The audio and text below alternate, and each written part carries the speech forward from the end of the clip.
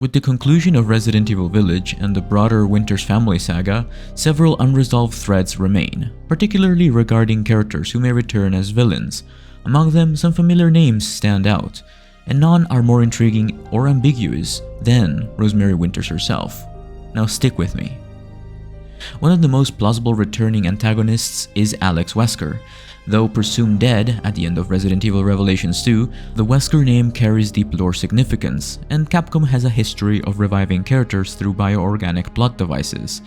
Given Alex's obsession with consciousness transfer and eugenics, she could easily re-emerge through advanced bioterror tech, possibly seeking to exploit new generation BOWs, like perhaps maybe Rosemary Winters.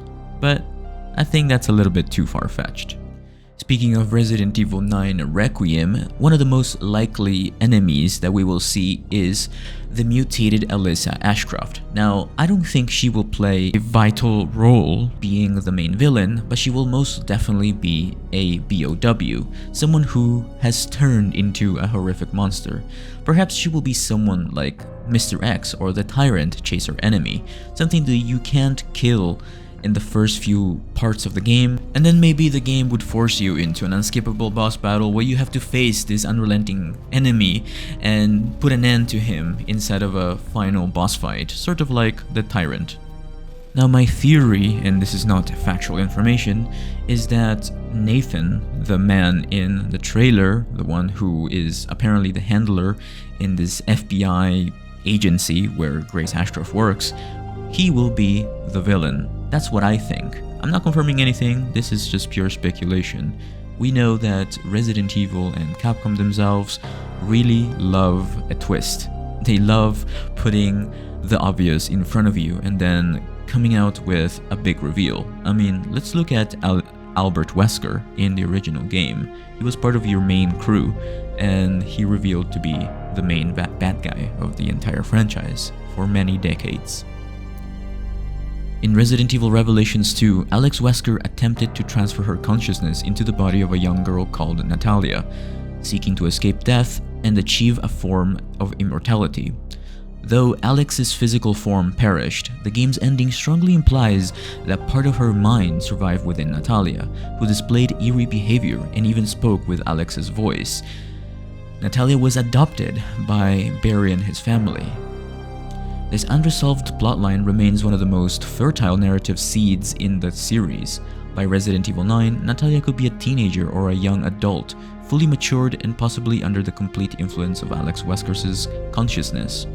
This duality, an innocent girl hosting one of the franchise's most sadistic minds, offers rich psychological horror potential. It could create a layered villain, outwardly soft-spoken, inwardly cruel and calculating, capable of deploying both deception and bioorganic terror. Should Natalia or Alex return, she could be the perfect foil to Rosemary Winters, two young women shaped by bioterror, each walking a fine line between humanity and monstrosity. A confrontation between them could highlight themes of identity, control, and legacy. But that's obviously not what we're going for in Resident Evil Requiem. Resident Evil Requiem seems to be more focused on Alyssa Ashcroft's legacy and Grace Ashcroft's journey. While there could be another additional character, and I honestly don't doubt it, I do believe we will play as an additional character within Grace's story for a short segment, or perhaps at the end. I think the game will primarily focus on Grace Ashcroft's entire story and brand new horrors that link up to old terrors that we faced in Raccoon City and other places. Now, another thing I want to bring up is Raymond and Jessica.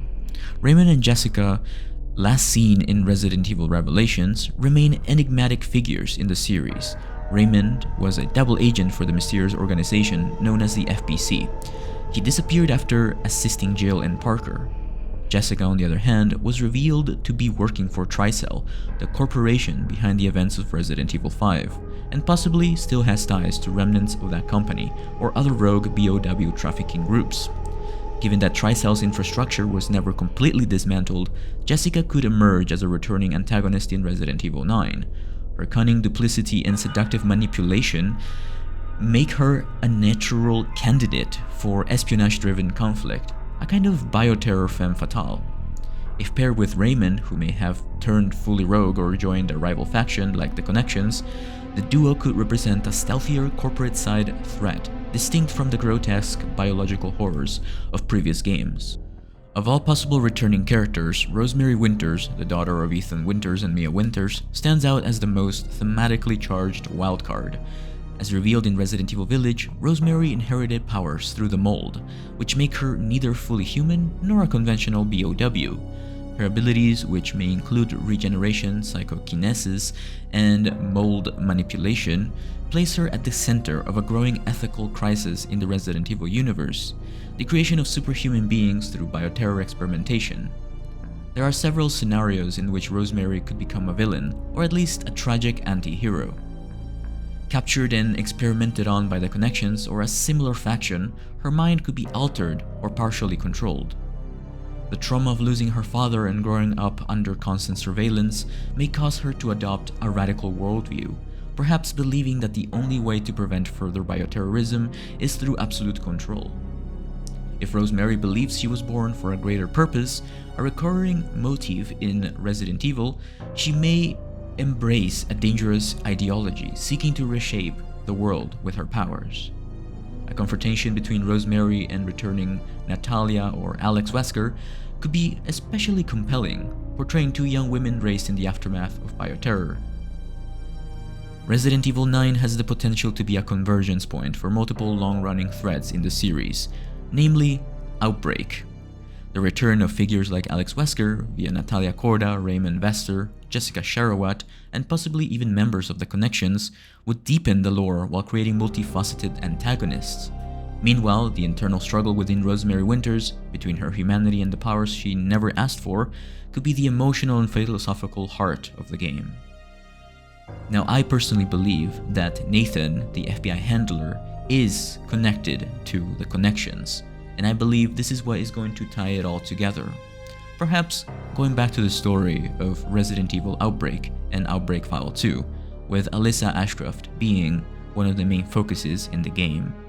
I believe a tragic story will be revealed about Alyssa's past. Whether Rosemary becomes the savior of the future or its downfall will depend not just on her choices, but on the world that shaped her, in a franchise defined by the corruption of science and the fragility of the human soul. Her story might lay somewhere else though. I don't think Rosemary Winters will be explored in Resident Evil Requiem. Let me know what you guys think about this in the comments down below. I am so excited to play Resident Evil 9, so don't forget to leave a like if you are too. Don't forget to subscribe, hit the notification bell to stay up to date with more theories, more updates, more guides, and yes, I will be creating more S+ guides and professional walkthroughs and live streams when Resident Evil 9 releases. I've been covering other games as well, so check out my channel, and I will see you in the next video. Bye bye.